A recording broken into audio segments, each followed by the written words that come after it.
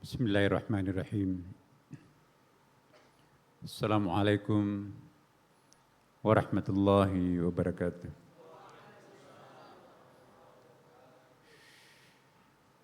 Alhamdulillah. Alhamdulillahilladzi ja'ala al-ilma taharatan lin-nufus wa nuran lil basair wa hadiyan ilal jannah. Asyhadu an la ilaha illallah wa asyhadu anna Muhammadan abduhu wa rasuluh. Sahibul burhan. Allahumma salli wa sallim ala sayyidina wa habibina wa syafi'ina wa maulana wa atba'ina wa qurrata a'yunina Muhammadin sallallahu alaihi wasallam. Amma ba'd. Yang saya muliakan, saya hormati pengasuh pesantren Kerapi Yayasan Ali Maksum Al-Mukarram, sahabat saya Kiai Haji Khairul Fuad MSI. Lama tak jumpa Kiai, tapi dekati hati. Terakhir kita ketemu dulu waktu zakat produktif ya. Dan alhamdulillah bangunannya sudah selesai. Yang saya hormati staf ahli kami yang hadir pada kesempatan ini dan staf khusus, ya, Profesor Iswandi Syahputra dan Dr. Ismail Cawidu, Dr. Basnan, yang memang saya kira di Kementerian Agama tidak ada yang lebih fasih bicara tentang pesantren selain Pak Basnan. Mudah-mudahan Allah mencatatnya dan memberikan apresiasi bahwa memang dialah bukan hanya mampu menyusun roadmap-nya, tapi juga mampu juga sekaligus melahirkan dan menjadi pimpinan Dirjen Pondok Pesantren. Yang saya hormati tentunya di sini juga ada Pak Kanwil Kementerian Agama Yogyakarta, Pak Rektor, dan di sini banyak sahabat saya, Pak Munim, lama sekali baru jumpa ya. Tapi selalu dekati hati Mas. Kita kalau profesinya beliau memang sangat langka, penulis. Ya, kemudian juga di sini yang kita muliakan bersama zuriat Kiai Haji Abdul Wahab Hasbullah, lengkap kecuali Mbak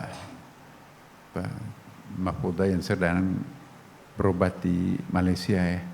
Kita doakan semoga cepat sembuh, memberikan inspirasi, semangat untuk kita kesemuanya. Ya, kemudian juga sahabat saya Adinda Romi Harmuzi, dan alhamdulillah makin segar sekarang nih. Kemudian keluarga besar semua, mohon maaf saya tidak sebutkan satu persatu, Kiai Wahab Hasbullah. Kemudian juga yang hadir pada kesempatan ini, yang beri sambutan tadi, Ibu Nyai Hisbiah Rohim Wahab. Kalau kita mau memenuhi Istiqlal, gampang, tinggal menghubungi Ibu Hisbiah, penuh Istiqlal. Saya nggak tahu masanya di Jakarta luar biasa ya. Ya, kemudian juga Al-Mukarram Kiai Abdul Hamid, ya, Pak Kiai yang lain, mohon maaf saya tidak sebutkan satu persatu. Pengurus wilayah Nahdlatul Ulama dan cabang DIY.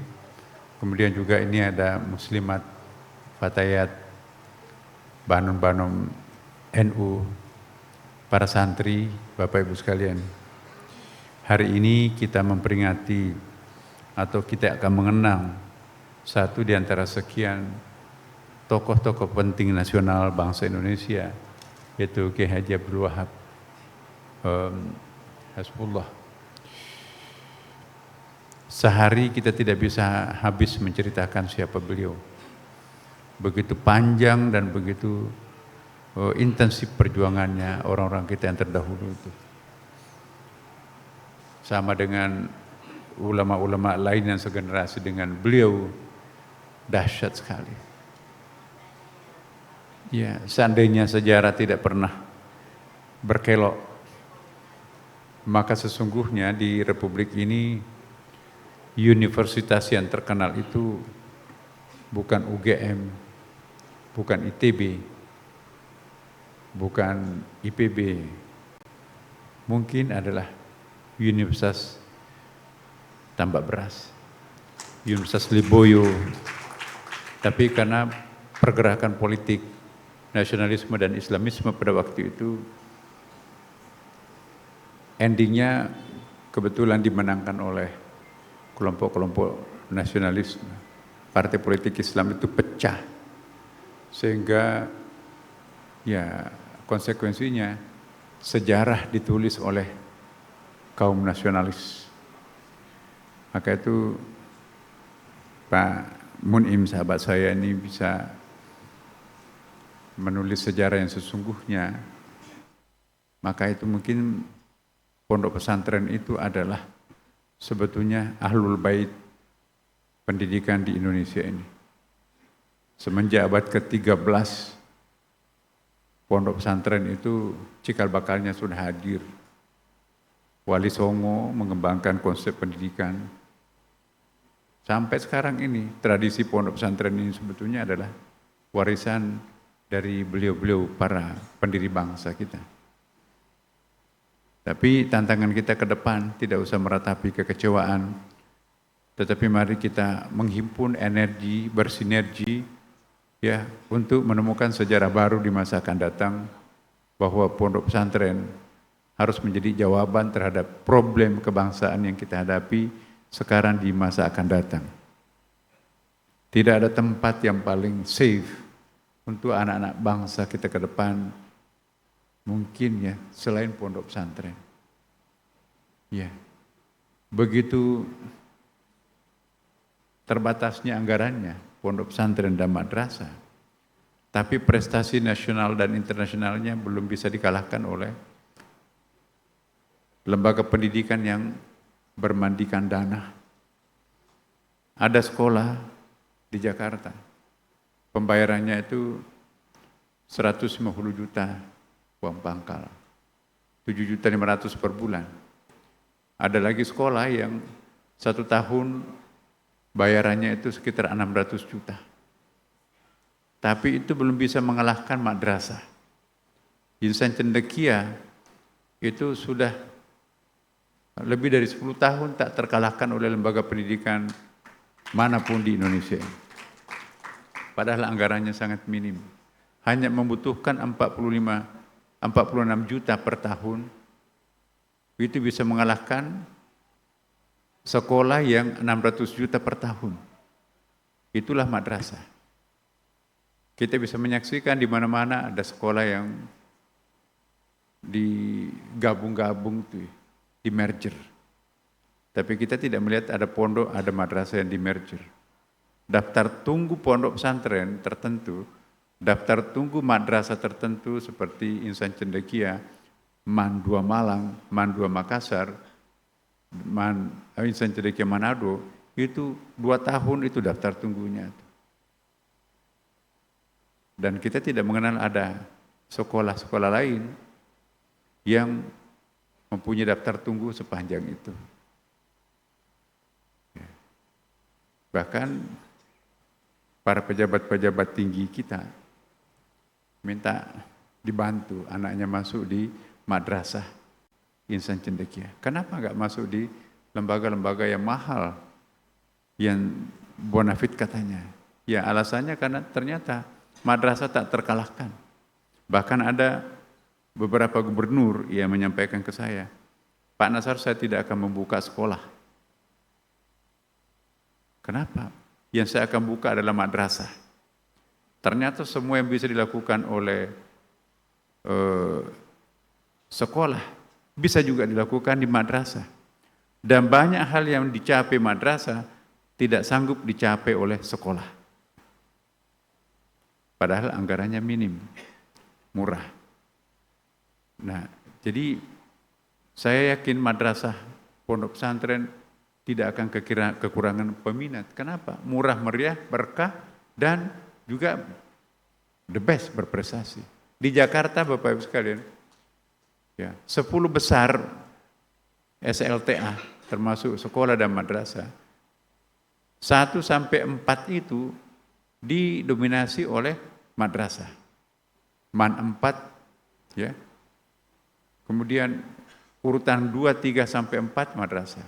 Urutan kelima yang namanya sekolah unggulan terhebat di Jakarta, itu urutan kelima. Madrasahnya itu masih tak terkalahkan. Bahkan di urutan ke-7 pun juga madrasah lagi. Jadi 10 besar itu 5 madrasah, 5 sekolah umum yang bayarnya selangit itu. Bukan saja unggul dari segi disiplin keilmuan, tapi juga adalah moralnya. Bahasa Arab, bahasa Inggrisnya, hafal Quran. Baru-baru ini di ITB, saya disampaikan oleh PR4-nya, Pak Nasar itu, bagaimana caranya sistem pendidikan di madrasah itu? Kenapa? Sarjana teladan di ITB itu, seorang perempuan, mahasiswi, ya, itu hafal Quran 30 juz, tapi dia the best di antara seluruh fakultas yang ada di ITB, dari madrasah. Jadi kita tidak perlu khawatir pondok pesantren atau madrasah itu akan kehilangan murid. Lagi sedang tren sekarang ini, betapapun betapapun ujiannya pondok pesantren itu semakin hebat, seperti kata Pak Kiai Khairul tadi, tetapi enggak. Ingat apa yang dikatakan Pak Kiai Khairul itu, bahwa semakin tinggi ujian itu, semakin tinggi keberhasilan itu. Di mana ada ujian, di situ pasti ada kenaikan kelas. Tanpa ada ujian tidak ada kenaikan kelas. Jadi jangan takut menghadapi ujian. Di balik ujian itu pasti ada kenaikan kelas. Bapak Ibu sekalian, saya kembali. Apa yang menjadi rahasia? Kenapa kiai-kiai kita yang terdahulu itu sedemikian monumental? Bicara tentang Indonesia, sepertinya kita nggak bisa bicara tanpa bicara tentang kiai di masa-masa awal proto Indonesia itu. Saya telah mencoba mempelajari apa hebatnya, apa yang dilakukan oleh para ulama. Kita juga banyak tokoh-tokoh pendidikan dulu di awal-awal kemerdekaan, pergi ke Belanda, sekolah bahasa Inggris. Tapi tidak seharum namanya para kiai yang sekolah di Timur Tengah. Warisan monumental dalam bentuk kitab-kitab pun juga. Kita jarang tuh membaca buku-bukunya pendiri-pendiri bangsa yang non-kiai itu. Tapi yang selalu kita baca buku kitab kinungnya itu adalah ulama. Jadi lebih berkah. Oh, ternyata perbedaan antara madrasah dan sekolah itu sangat fundamental, Bapak Ibu.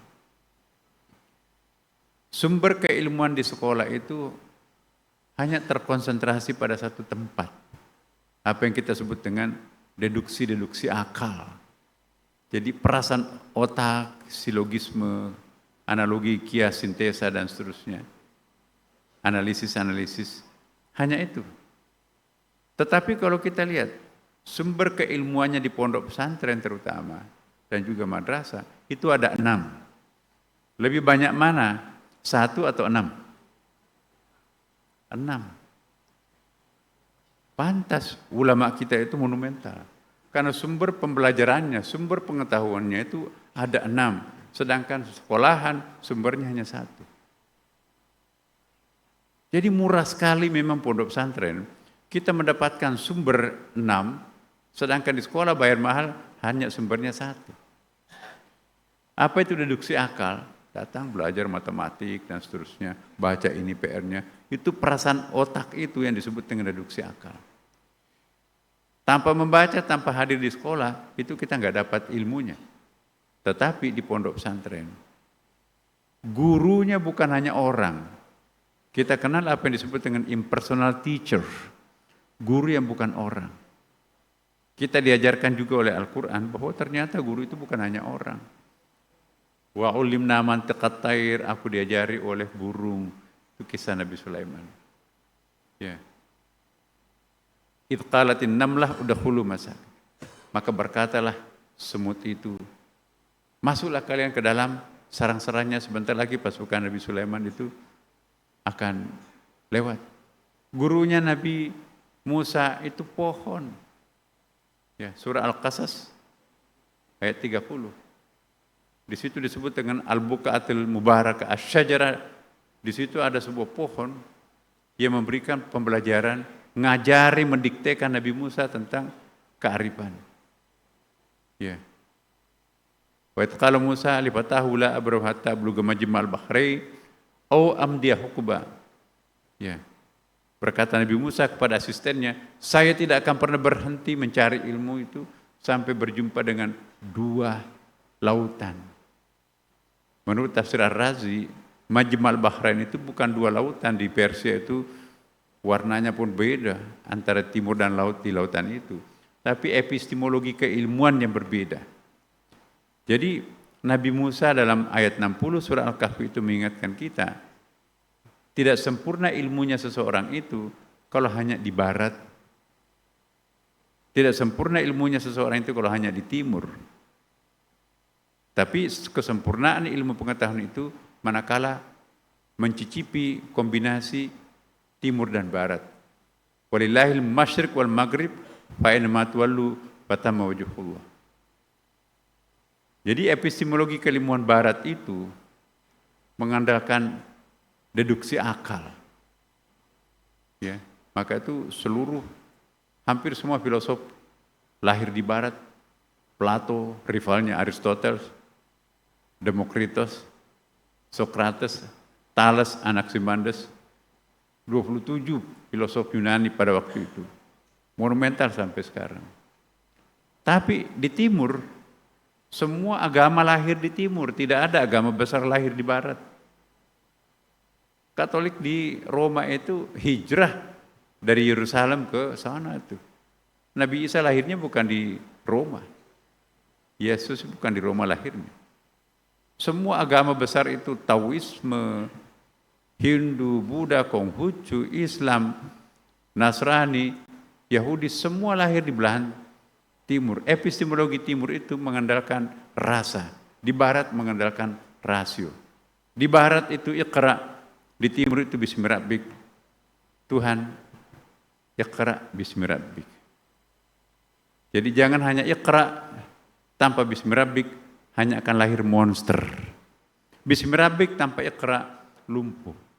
Makanya itu, tidak pernah sejarah kemanusiaan itu berkembang peradaban kebudayaannya itu selain pada masa Rasulullah sampai pada di Golden Age berakhir tahun 1258. Ketika Hulagukan menghancurkan Baitul Hikmah yang dibangun oleh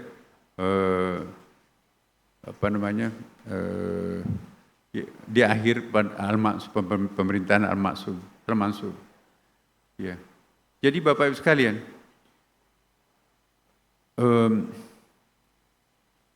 kita lihat ulama kita itu memiliki 6 sumber pengetahuan. Yang pertama tetap deduksi akal. Ya. Afala tatafakkarun, afala tatadabbarun, afala taqilun. Ya. Jadi ada konsentrasi, ada kontemplasi, dan ada konsekrasi. 3 itu. Ya. Concentration mengandalkan fokus akal, contemplation mengandalkan keheningan jiwa, consecration menghilangkan dirinya, fana sampai mengakses puncak. Ya. Itu yang dilakukan oleh ulama kita. Yang kedua, jalurnya ulama kita itu adalah kekuatan batinnya, dzauqnya. Ada hadisnya kan juga istaftu qalba, mintalah pandangan kepada kalbunya. Ya. Inspirasi divine knowledge dari sini. Ada namanya yang ketiga ilham. Fa'alhamaha fujuraha wa taqwaha. Jadi ilham itu muncul pada orang yang sangat bersih batinnya. Makanya itu wa thiyabaka fatahhir, bersihkanlah pakaiannya. Dalam tafsir Syari, at-thiyab di situ bukan baju. Ya, tapi badan itu bajunya roh, bajunya kalbu, bajunya nyawa, bajunya dzauq. Ya, karena kalau baju dicuci, mencuci pakai apa? Deterjen. Tapi lanjutan ayat itu wa thiyabaka fatahhir warujza fahjur, jauhi dosa. Masa membersihkan baju jauhi dosa? Wala tamnun tastakthir, jangan memberi karena ada maunya. Ya, jadi maksudnya at-thiyab di sini adalah badan ini. Badan ini tempat sujudnya kalbu, tempat sujudnya otak, tempat sujudnya dzauq, tempat sujudnya sir dan seterusnya. Berarti badan ini harus bersih. Badan ini adalah tempat sujudnya kalbu, roh dan sebagainya. Berarti badan ini bahasa Arabnya tempat sujud adalah masjid. Badan ini adalah masjid. Nah, santri harus memahami bahwa wa thiyabaka fatahhir itu bukan baju saja yang harus bersih. Badan ini harus bersih. Harus berwudu. Ya, idza kuntum ila shalah faghsilu wujuhakum wa aydiyakum ilal marafiq wamsahu bi ru'usikum warjulakum ilal ka'baini. Ya kan? Ada namanya mandi. Maka itu disebut at-tahara. Ma makna at-tahara? At-tahara yakni kombinasi antara at-tazkiyah, pembersihan batin, wa nadhafah, pembersihan fisik. Itu yang disebut dengan tahara. Lihat Imam Al-Ghazali, Asrarut Tahara. Ya. Jadi bersih itu bukan hanya mandi, berwudu saja, tapi membersihkan batin. Apakah wudu kita membersihkan batin? Ya. Nah, itu ada tingkatan dalam Ihya Ulumuddin itu kan ada wudu syariah, ada wudu tariqah, dan ada wudu hakikat. Wudu apa yang kita pakai? Ya wudu fikih kebanyakan kan sekedar membasuh muka, tangan. Tapi kita nggak pernah menghayati berapa tanda tangan fiktif yang ditandatangani di tangan ini. Siapa yang pernah diraba, siapa yang pernah diremas, bersih nggak tangan itu? Siapa yang pernah diintip mata ini? Berapa orang yang korban di setiap hari mulut ini? Dibicarakan aibnya, dimurkai, ya, dibohongi. Kemana kaki ini gentayangan setiap hari? Lebih sering ke mall atau ke masjid? Ya. Iya dong, tangan ini power. Yadullah fawqa aydihim, tangan itu bukan tangan the hand, tapi juga the power. Jangan-jangan tangan kita seperti tangannya Abu Lahab. Tabat yada Abi Lahabin wa tab. Celakalah kedua tangan Abu Lahab. Jangan-jangan tangan kita juga Abu Lahab juga tangannya itu. Iya, jadi banyak. Maka itu ulama kita perlu kita cari rahasianya. Jangan hanya mencari buku-bukunya yang ditumpuk itu, tetapi di balik buku itu apa? What is behind the book gitu. Tentu Quran juga. Jadi sumber pembelajarannya kiai,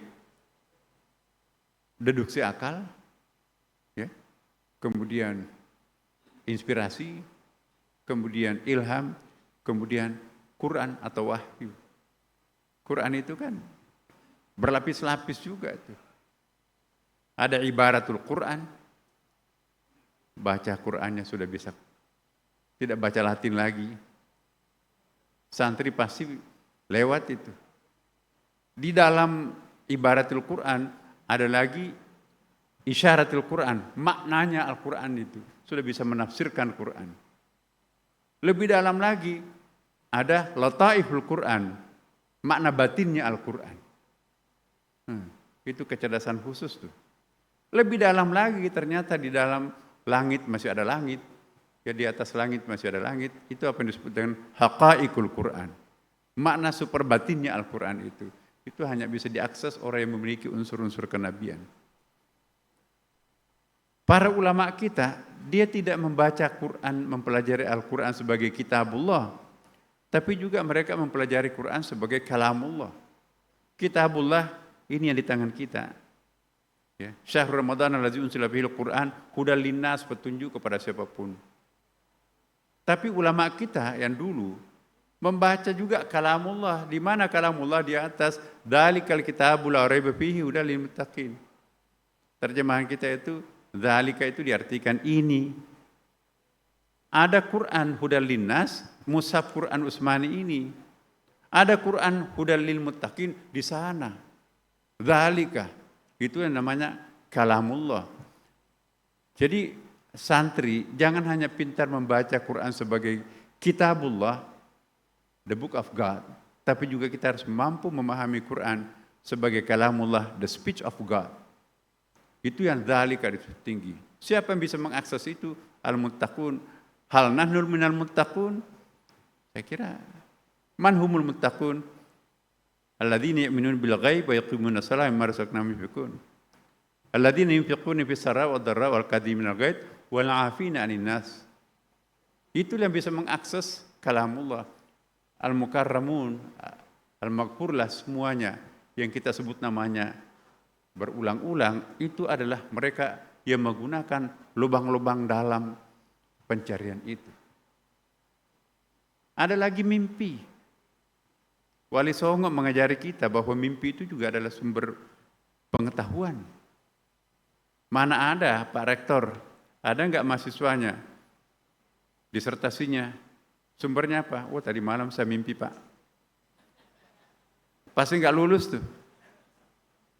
Kenapa? Karena begitu tidak ada artinya mimpi di dalam epistemologi keilmuan kita sekarang ini yang sudah terkooptasi dengan epistemologi sekuler.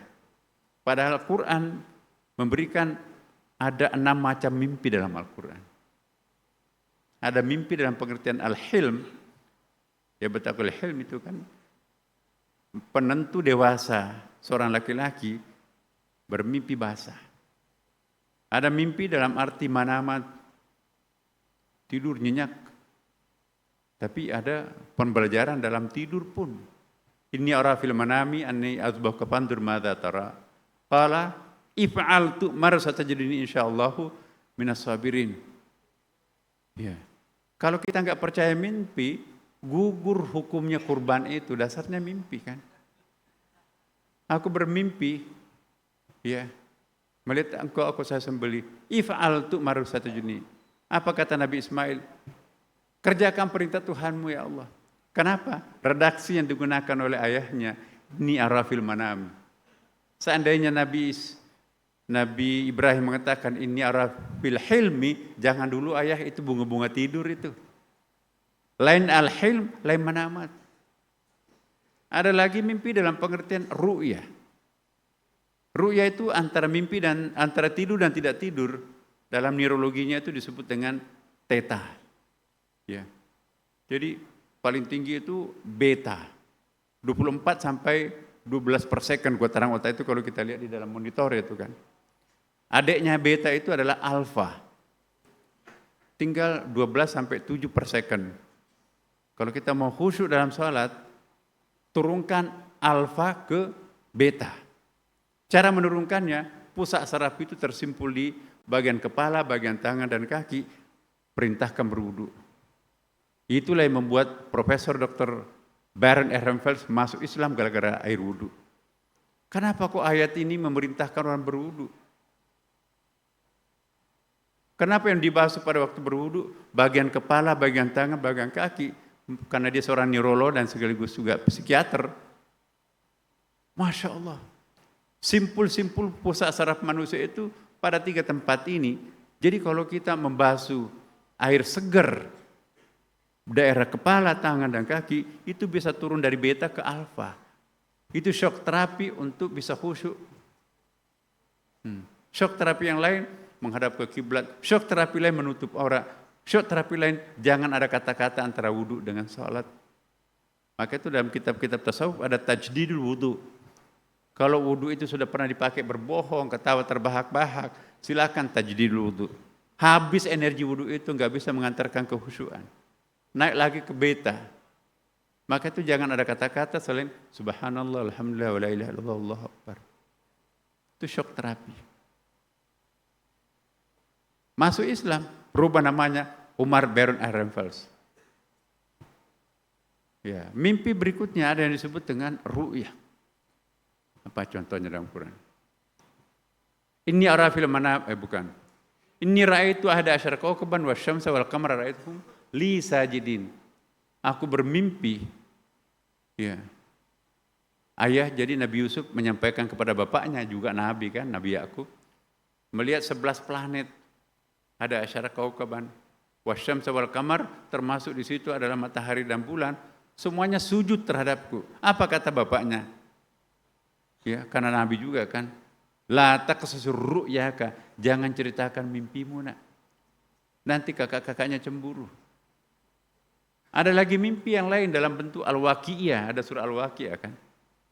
Belum kejadian keesokan harinya, sudah ada early warning diperlihatkan oleh sahabatnya, penghuni-penghuni alam mital. Lihat bukunya Imam Al-Ghazali, Ihya Ulumuddin, di situ ada Alamul Khayal. Lihat Futuhatul Makkiyah, bukunya Ibnu Arabi, di situ ada yang disebut dengan Alamul Mital. Ada alam di atas itu, ya sekitar alam Jabarut itu ada penghuninya, entah itu malaikat atau jin. Kalau orang rajin turun naik salat dengan penuh kehusyuan, lama kelamaan bersahabat dengan para penghuni alam mital itu yang sering bocorkan rahasia langit. Dan itu yang dilakukan oleh para ulama kita terdahulu. Enggak ada gurunya orang sana tuh. Apa orang atau malaikat atau apa, Allahu a'lam. Itu namanya ilmu laduni. Mengingkari ilmu laduni sama mengingkari ayat 60 sampai 82 surah Al-Kahfi. Mimpi yang keenam ada yang namanya mukasyafah. Ya, appearance apa namanya itu muncul. Ya. Coba lihat di dalam Ihya Ulumuddin juga tuh. Ada seorang murid baru. Kiai, boleh enggak temanku masuk? Boleh. Panggil. Masuklah. Di masjid pengajian. Berlangsung pengajian. Tiba-tiba gurunya marah. Hei, ya pulang. Keluar. Kurang ngajar kamu. Jorok. Semua santrinya kaget loh. Apanya? Enggak ada perubahan kok, dia tunduk juga. Saya tidak akan lanjut. Keluar. Akhirnya murid baru itu keluar. Baru mulai pelajarannya. Santri lain pada kaget. Apa sih yang salah? Padahal enggak ada gerakannya pun juga enggak ada yang salah. Selesai ngajinya, maaf Kiai, kok kenapa diusir? Jorok, tanya aja. Santrinya masih di luar tuh. Mas, kamu kok kenapa? Iya, saya mau minta maaf kepada Pak Kiai. Memang kamu kenapa? Kamu kan tunduk juga seperti kami. Iya, ketika tadi saya menerangkan, guru kita menerangkan, saya menghayal, saya membayangkan pacar saya berdua masuk hutan belantara, di situ ada rumah-rumah pondok, enggak ada penghuninya, saya melakukan sesuatu itu. Tapi kok Kiai bisa lihat? Itu namanya mukasyafah. Jadi Kiai yang seperti beliau-beliau ini enggak bisa dibohongi Bapak Ibu. Percuma membohongi Kiai yang sudah punya jaringan langit. Ya, enggak mungkin. Ini yang kita tidak miliki. Maka itu banyak Kiai macam-macam tingkahnya. Menjadi buah bibir sekarang kan. Belum pantas jadi Kiai. Kiai yang terdahulu itu memang ilmunya sampai 6 lapis. Ya. Nah ini yang perlu kita bina. Pak Basnan, mari dengan hadirnya Dirjen Pondok Pesantren harus ada pembeda ontologi, epistemologi dan aksiologi pendidikan Islam dan pondok pesantren. Body of knowledge-nya beda tuh. Karena kalau itu disamakan, Bappenas, Kementerian Keuangan gak akan cairkan dananya. Apa bedanya? Percuma bikin Dirjen Pendidikan Islam dipisahkan dengan pesantren sama-sama. Dan berbulan-bulan kami bersama Pak Basna dan tim khusus Ya, bagaimana kita menciptakan suatu pembeda, distingsi epistemologi antara pesantren dan pendidikan Islam. Jadi sekarang ada 3 lembaga pendidikan kita kan. Pendidikan sekuler, sekolah itulah ya. Kemudian pendidikan Islam, lebih takhasus, dan pesantren itu khususul khusus itu ya. Maka itulah tadi pondok pesantren itu harus lebih tajam daripada pendidikan Islam. Pesantren harus lebih tajam daripada madrasah. Nah, ketajamannya apa? Kita sudah mulai susun sekarang ini. Maka itu alumni pesantren nanti itu kita akan mencetak seperti kiai-kiai yang sangat populer di masa lampau. Yang alumni madrasah itu biarlah jadi profesor di UIN.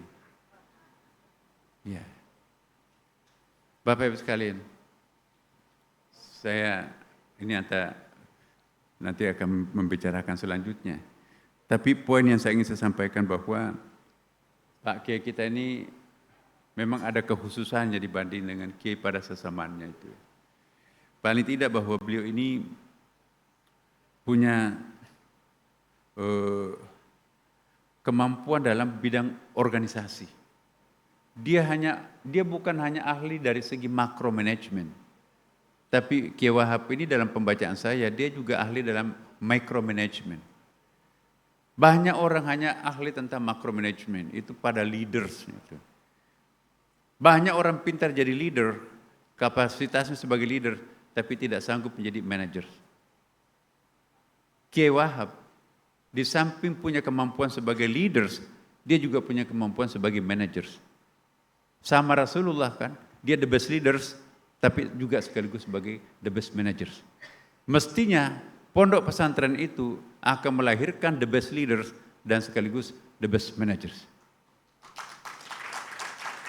Apa itu leaders? Figur yang mengandalkan darah biru, figur yang mengandalkan uang, pengaruh, follower, ya, cakep, dan pengaruh. Wah, itu dengan sendirinya itu berwibawa itu. Tapi jangan kasih persoalan detail, ambrul adul.